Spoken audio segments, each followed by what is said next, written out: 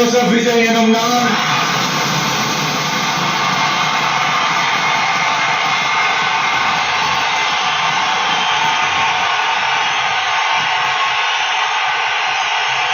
அமைக்கப்பெற்ற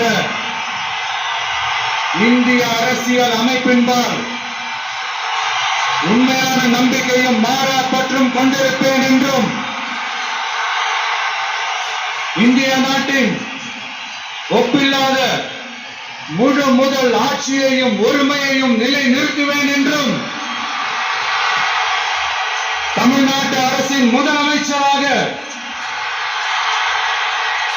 உண்மையாகவும் உளச்சான்றின்படியும் என் கடமைகளை நிறைவேற்றுவேன் என்றும் அரசியல் அமைப்பிற்கும் சட்டத்திற்கும் இணங்க அச்சமும் ஒருதலை சார்பும் இன்றி விருப்பு வெறுப்பை விலக்கி பலதரப்பட்ட மக்கள் அனைவருக்கும்